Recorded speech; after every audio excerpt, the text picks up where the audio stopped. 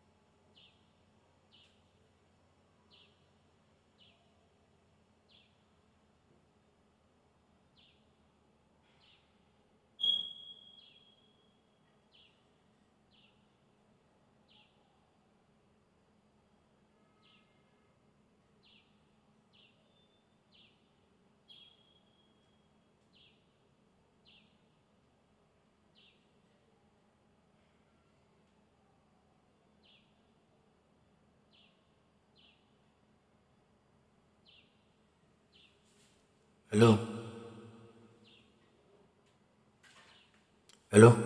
hello, hello, hello,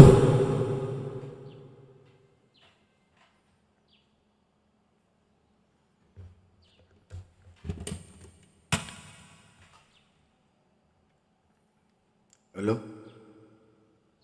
hello, hello, hello, hello,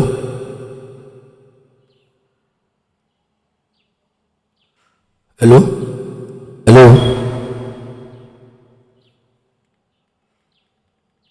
hello,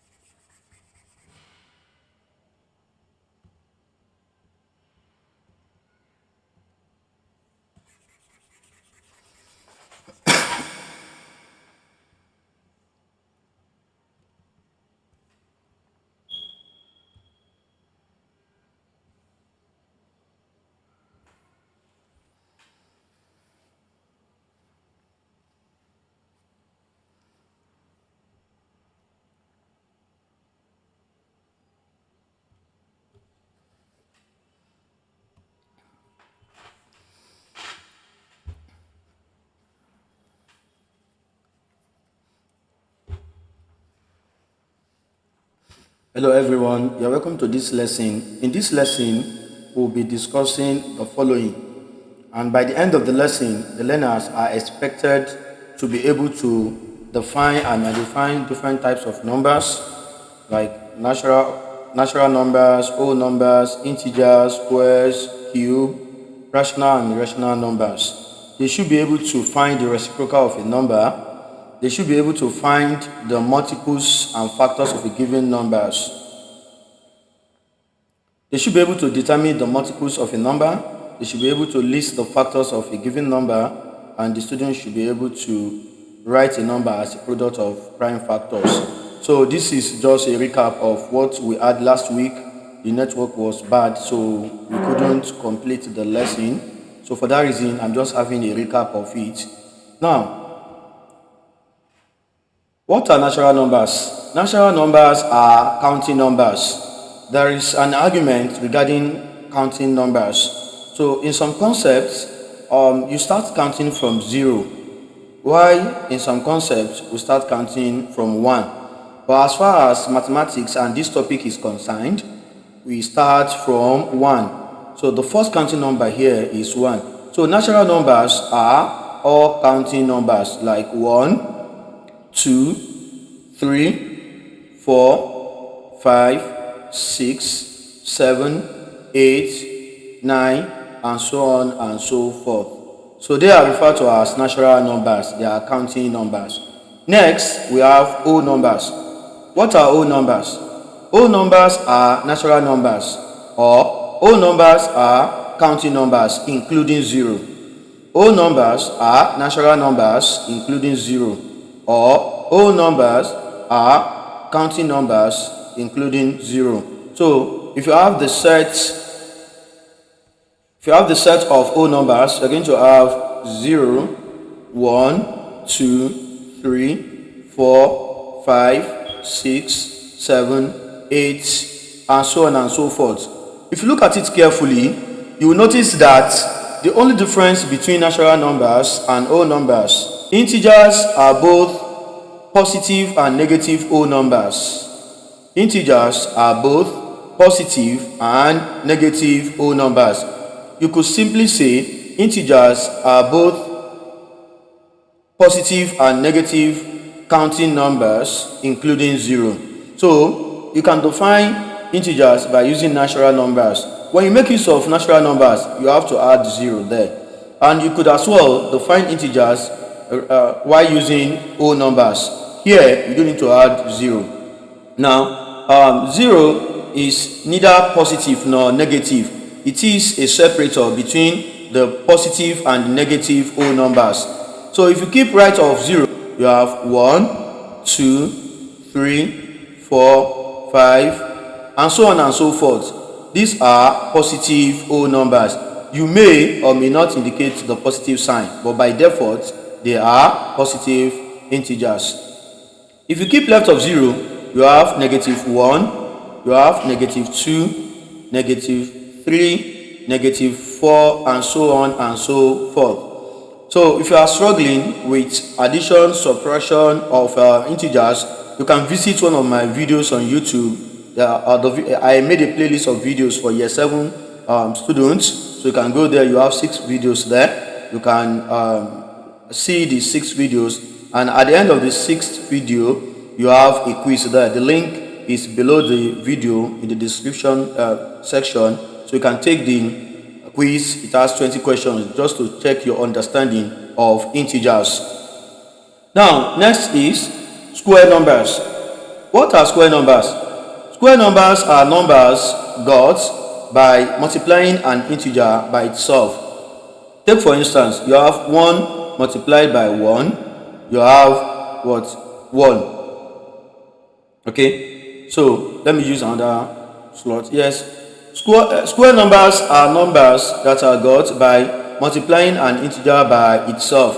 Okay, here if you have 1 by 1, you will get 1. So you can see that you multiply an integer by itself and you got 1. So 1 is a square number. If you say 2 by 2, you get 4. That means 4 is a square number. 3 by 3, you get 9. That means 9 is a square number. 4 by 4, you get 16. That is a square number.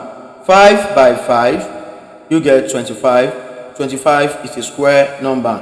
6 by 6, you have 36. That is a square number. 7 by 7, you have 49. 49 is a square number.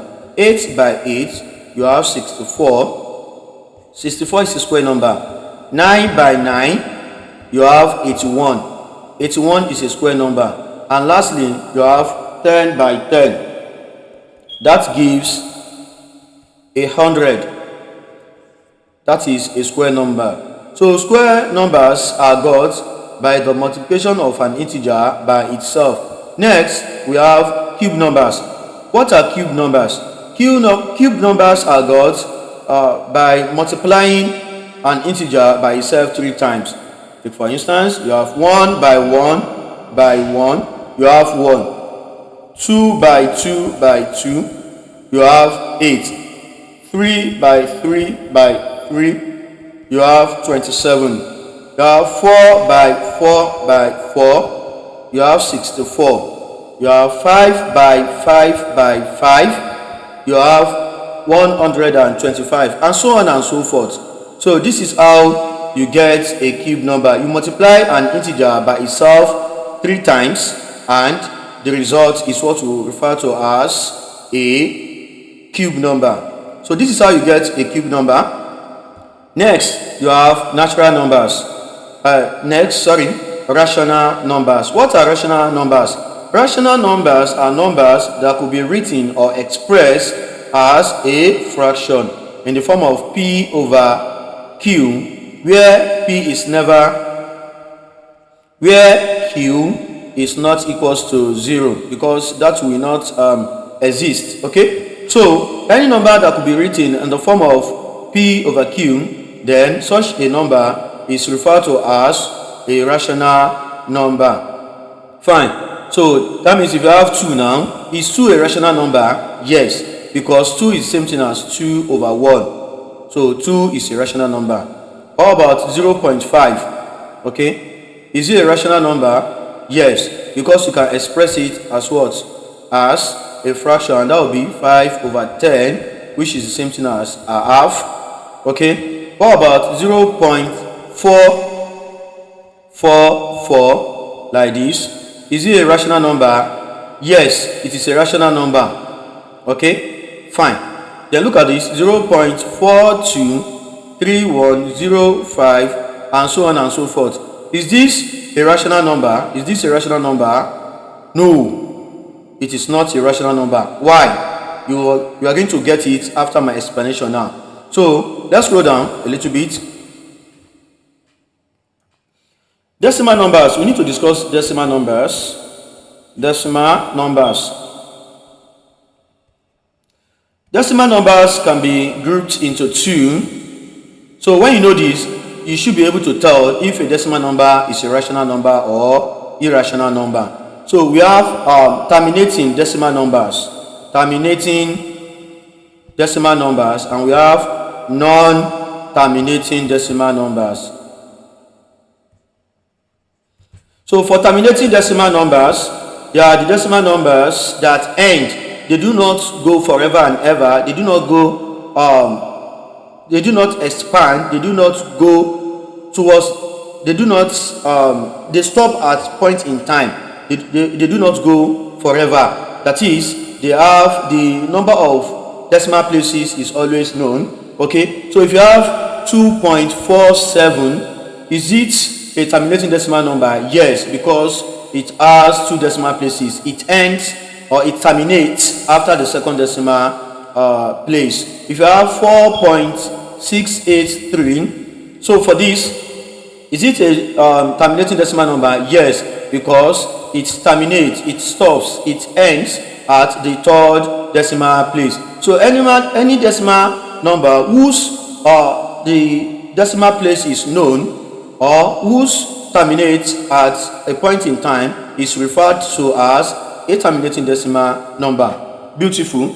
Now let's go to non-terminating decimal numbers. For non-terminating decimal numbers, they are also divided into 2. Before I continue, let me quickly make something here. All terminating decimal numbers are rational numbers. All terminating decimal numbers are rational numbers. Now, let's go back to non-terminating decimal numbers. Non-terminating decimal numbers are further divided or grouped into two. We have recurring decimal numbers, and we have non-recurring decimal numbers. Okay, let me write it here. Non-recurring decimal numbers. Now, recurring decimal numbers are numbers that have repeated digits or digits. It could be one repeated digit, or two repeated digits, or three repeated digits, and so on and so forth. So if you have 2.4 and you have 4 like this, then you have this sign of continuity known as ellipsis. That tells you that this is a recurring decimal number. 4 keeps on recurring. So in this case, it is a non-terminating decimal number. Okay, another way of expressing this is to say 2.4, then you put a dot on it. So that means 4 is a repeated digit, so it is also a recurring decimal number. Equally, you can use another notation to represent it. You have a bar above 4, so this tells you that 4 is a repeated digit. That means you have 2.44444. So these are the three ways you could express a recurring decimal number. Okay, so another thing is that all recurring decimal numbers are rational numbers. Now let's go to the last one, non-recurring decimal numbers. Non-recurring decimal numbers are decimal numbers that do not end and they do not have repeated digits. Take for instance, you have your pi 2.143 and so on and so forth. So that is a non-recurring decimal number. You can have 3.478132 and so on and so forth. So this is also a non-recurring decimal numbers. So all non-recurring decimal numbers are not rational numbers. They are irrational numbers. Okay, so that is how to identify a decimal number which is a rational or irrational number. So let me test your understanding. Let me write some numbers. You have 0.4, you have 0.4, then you have bar above it, then you have 0.4312 and so on and so forth. So is this a rational number? Yes, because it is a terminating decimal number. What about this? Is this a rational number?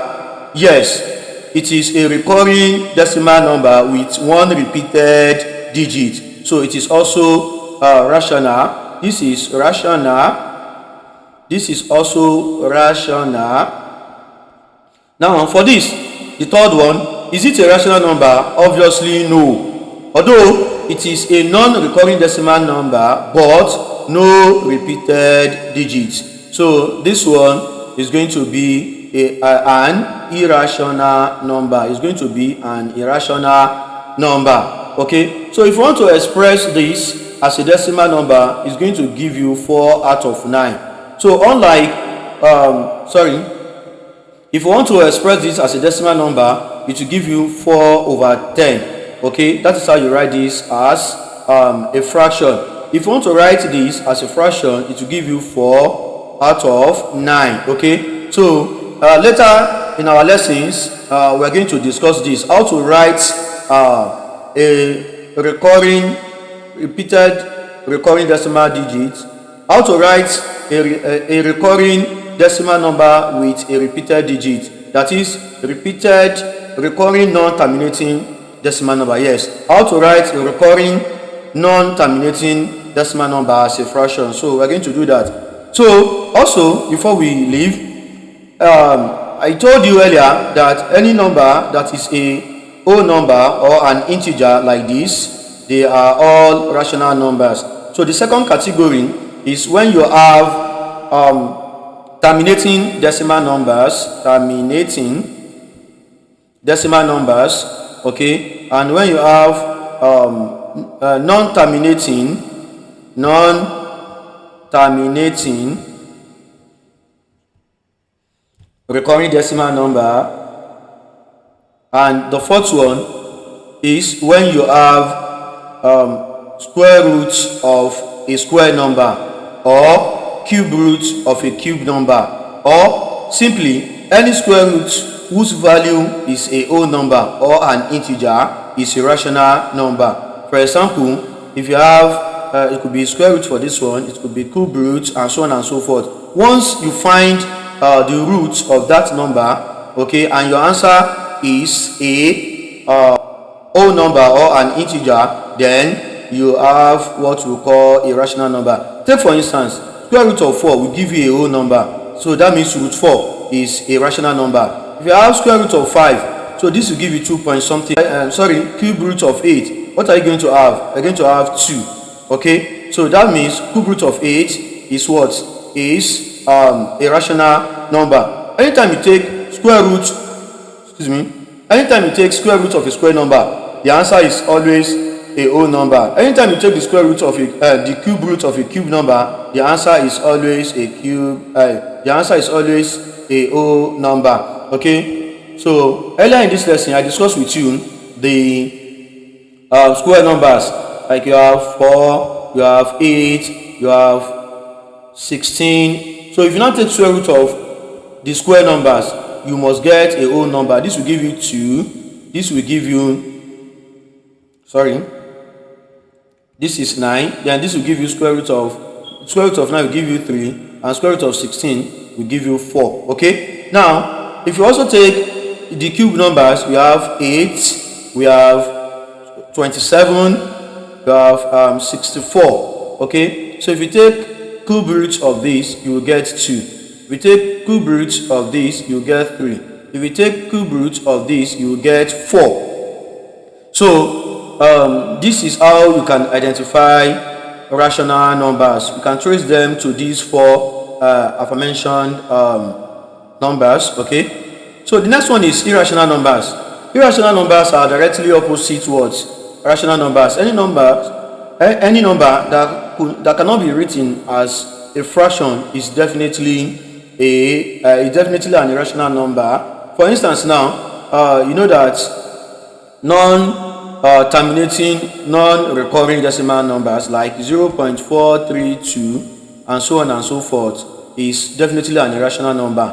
Okay, so if you also have square root of a non-square number, square number like square root of 2, square root of 3, square root of 5, any square root you take and the answer does not give you a whole number, definitely it is an irrational number. So the same thing, if you take cube root of any number and the answer is not an integer, it's not a whole number, then it is not rational, then it will be irrational. So this is one of the ways you can also identify irrational numbers. What is reciprocal of a number? The reciprocal of a number is the opposite of a number. Let's say you have P out of Q like this, then the reciprocal will be what? Q over P. The reciprocal of a number is when you flip the number upside down. Take for instance, you have 3 out of 4 like this, then the reciprocal will be what? 4 over 3. You just have to flip it. Next, we'll discuss multiples of a number. What are the multiples of a number? The multiples of a number are got when you multiply the given number by some integers. Let's take, for instance, 2. What are the multiples of 2? The multiples of 2 are 2 times 1, you get 2. So just have to multiply 2 by some integers. 2 by 2, you get 4. 2 by 3, you get 6. 2 by 4, you get 8. 2 by 5, you get 10. So when you multiply 2 by these integers, then you're going to have a multiple of 2. In summary, the first multiple of any given number is always itself. So here you have 2, 4, 6, 8, 10. More or less, you are counting in twos. So these are the first 5 multiples of 2. So the same thing, you can have multiples of 3 to be 3 times 1, 3, 3 times 2, 6, 3 times 3, 9, 3 times 4, 12. So these are the first 4 multiples of 3. 3, 6, 9, and 12. In summary, anytime you want to get the multiple of a number, just multiply the given number by some integers. Then what you have is the multiples of the given number. Take for instance, you want to get the 20th multiple of 4. The 20th multiple of 4. That means you have to, the position here is the 20th. So what you have to do is to multiply that 4 by 20, and the answer will surely be what? 80. 80 is the 20th multiple of 4. So anytime you want to get the multiple of a particular position, all what you need to do is to multiply that given number by that position. Let's look into some examples. Again, you have to list the first 5 multiples of the following. So the first one will be 2, 4, 6, 8, and 10. The next one will be 3, 6, 9, 12, and 15. The next one will be 5, 10, 15, 20, 25, and so on and so forth. Now, factors of a number. The factors of a number are all the numbers that can divide the given number. Take for instance, you want to get factors of 6. Factors of 6 are all the numbers that can divide 6 without any remainder. So for instance now, if you have 6 divided by 1, you get 6. 6 divided by 2, you get 3. 6 divided by 3, you get 2. And finally, you get 6 divided by itself, you get 1. You can see when you divided 6 by 1, 2, 3, and 6, there was no remainder. That means the factors of 6 are the circled numbers 1, 2, 3, and 6. In summary, the first factor of a number is always 1, while the last is always itself. Let's look into another one. We want to get all the factors of 12. All the factors of 12 will be what? Okay, 12 divided by 1, we have 12. 12 divided by 2, we have 6. 12 divided by 3, you have 4. 12 divided by 4, you have 3. So 5 cannot go, we skip it. So you have 12 divided by 6. 12 divided by 6, you have 2. 12 divided by itself, okay, we have 1, because it's not divisible by 7, 8, 9, 10, and 11.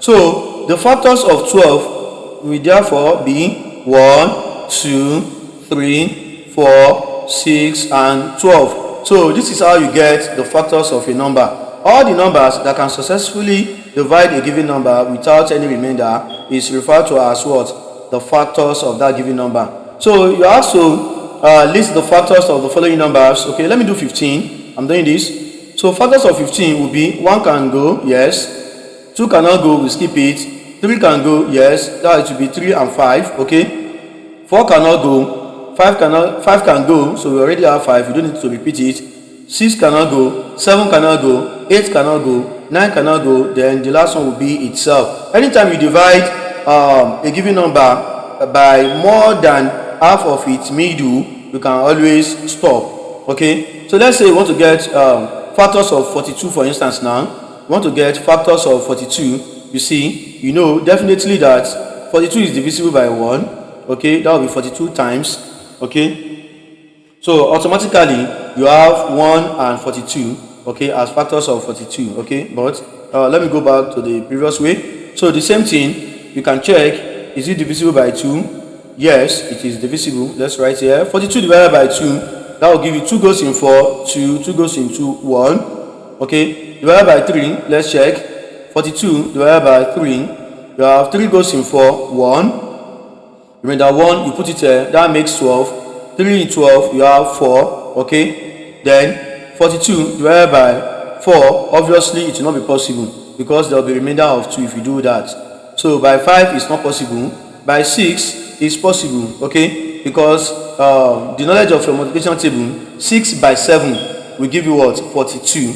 Okay, so that means 6 goes in 42 7 times. It can go. In 8, it cannot go because there is no product of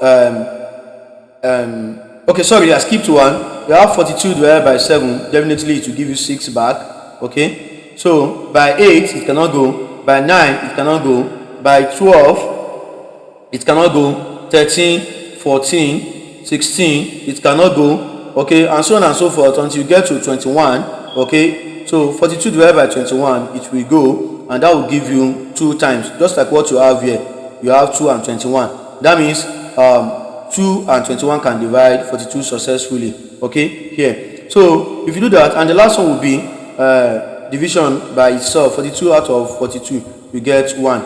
So in this case, it is very simple. You can see that you have divided it more than half of it. Okay, then we need to stop. Okay, so the factors of 42 are now 1, 2, 3, 6, 7. Let's list it here. Factors of 42 are 1, 2, 3, 6, 7, then go back to 21, go back to 14 first, 14, 21 and 42. So these are the factors of 42. That means all these numbers can divide 42 successfully without any remainder. So next is so you can try the remaining ones.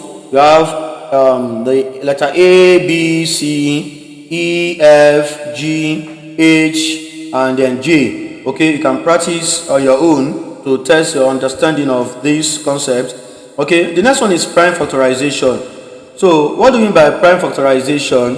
Okay, the prime factorization, okay, is just 2 things. Okay, it contains 2 things: prime numbers and factors. Okay, prime numbers and factors of a number. Okay, so that means if you find the factors of a number, okay, you list them out, then among this list there will surely be if there is a prime number there, then in this case it is referred to as prime factor.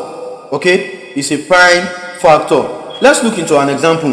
We want to get the prime factor of 6. Okay, so the first thing is to list all the factors of 6. You have 1, 2, 3 and 6, as earlier done in this as it was done earlier in this lesson. Okay, now if you look at this now, oh sorry, I think I skipped one. Prime numbers, I didn't explain prime numbers, sorry. Let me quickly go back to that. I think I skipped that. Prime numbers are numbers that have only 2 factors. Prime numbers can only be divided by 2 numbers, in other words by itself and 1. Let's say you have 2 can only be divided by 1 and itself. There is no number that can divide 2 again. That means 2 is a prime number. Look at 3. 3 can only be divided by 1 and itself. That means 3 is also a prime number. Now let's look at 4. 4 is divisible by 1, is divisible by 2, and is divisible by itself. Okay, so that means 4 is divisible by more than 2 numbers, which are 1 and itself. So it is also divisible by 2. For this reason, 4 is not a prime number. So there should be only 2 numbers, 1 and itself. So anytime you have anytime a number is divisible by 1 and itself only, then it is a prime number. Otherwise, it is a composite number, though it may not be a composite number at times too. Okay, why? Because if you have 1, is 1 a prime number? No, it's not a prime number, because 1 is divisible by only 1 number, just itself, and it must be 2 numbers. It happens to be itself. Okay, a prime number must have 2 factors, 1 and itself. So for this reason, 1 is not a prime number.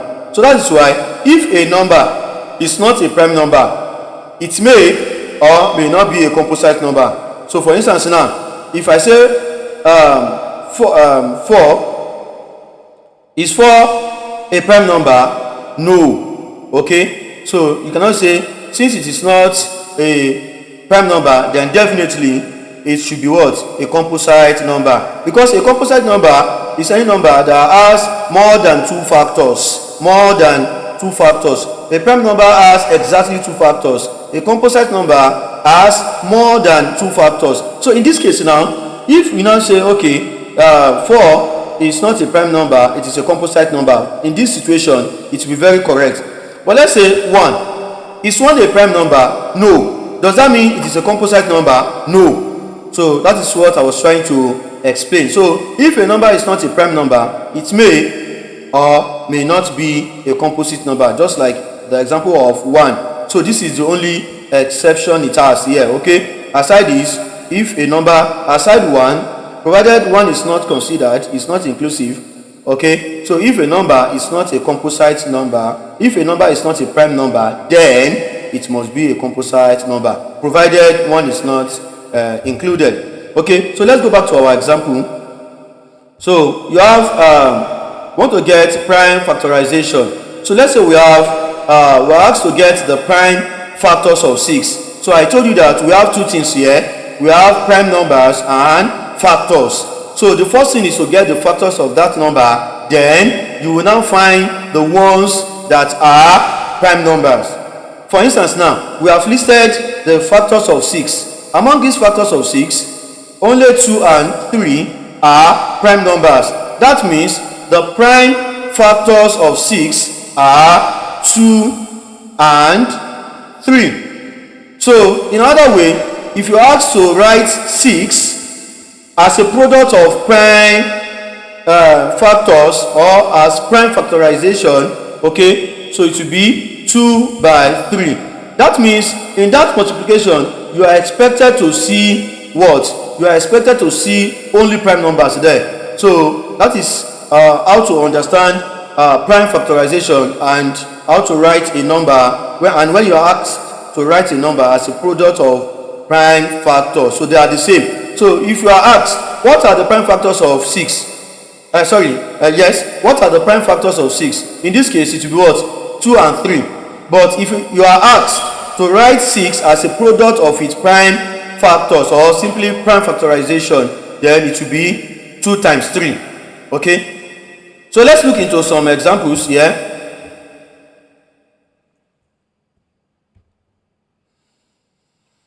So here is a set of numbers: -4, -1, 0, minus 0.75, 3, 4, 6, 11, 16, 19, and 25. So in this case, we are asked to list the numbers from the list that are the following. Okay, this one is just to check what you have learned so far. So the natural numbers now will be what here? They are the counting numbers. So in this case, we are going to have 3, you have 4, you have 6, you have 11, you have 19, and you have 25. Okay, so these are natural numbers. They are counting numbers. Okay, so I told you earlier in this lesson that 0 is not a counting number in mathematics. If you are asked to count something, I'm sure you wouldn't start from 0. So your first number will be 1, so as far as mathematics is concerned. So next are even numbers. So in your previous years, you came across even numbers. There are numbers that end with either 0, 2, 4, 6, 8. Okay, any number that ends with any of the following is an even number. Okay, so from this now, what do I have here? Okay, we have 0. Okay, 0 is an even number.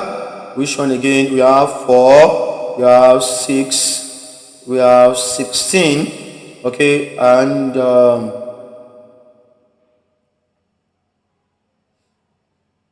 okay, so okay, I think that's all. The next one here is integers. Integers are both positive and okay, and this one you may want to include -4 here. That's a negative even number. Okay, you may want to include this one. It's a negative even number. Okay, so here you have integers. Okay, integers are both positive and negative whole numbers, including 0. Okay, they are both positive and negative whole numbers, including 0.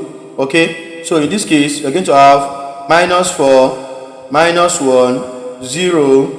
You have 3, 4, 11, 16, 19, and then 25. Okay, then the negative integers here will just be -4 and -1. Prime numbers. Okay, prime numbers are numbers that have only two factors, one and itself here. So you take 3, you take 11, you take 19. Okay, so there are the prime numbers there. Okay, there are the prime numbers there. So that is for the prime numbers. Let me write them here. You have 3, you have 11, you have 19. Okay, so let's go down a little bit. Then neither square nor prime. It is neither square nor prime. Let's look at it. Neither square nor prime. So -4 is neither square nor prime. Okay, so -1 is neither square nor prime. Okay, then another one, 1/2 is neither square nor prime. Another one is 0.75, neither square nor prime. Then another one is 3 is prime and then not prime. Okay, so 3 is a prime number, so it will not be included because it has to be any one of these. Okay, once it has or it obeys any one of these, it is neither a square nor a prime. Okay, so this one now, 3 is a square, is a prime number. Okay, so and it is not a square number. Okay, so it only meets only this criteria. Okay, so it is neither a square nor prime. Okay, it is neither this nor this. Okay, so for this one now, since it meets the prime number, so we're not going to list 3 because 3 is a prime number, so it must not be any of these. Okay, but 3 is a prime number, so we're not going to include 3 because it is a prime number. Okay, so the next one, 4 is a square number, so it's not in the list. 6 is not prime. Okay, so we list that. 11 will be there because 11 is neither a square number, 11 will not be there. 11 is a prime number. Okay, so because it's a prime number, it will not be there. 16 is a square number, it will not be there. And which one again? 25 is a square number, it will not be there. So these are the numbers that are neither square nor prime numbers. Okay, so this will be the end of this lesson. Okay, so next week we are going to solve questions on this only. We are going to look into IGCSE and O-level past papers on this topic only. So that is what we are going to do. Okay, so like and share this video. If you are just seeing this video for the first time, you can click on the subscription button and click on the bell and select all to receive notification anytime I start a live lesson or anytime I upload a new video. And you can also share to your colleagues, your friends. If you have already subscribed, let them be part of this lesson, and everybody will be happy in the long run. So thank you for your time. Have a nice weekend.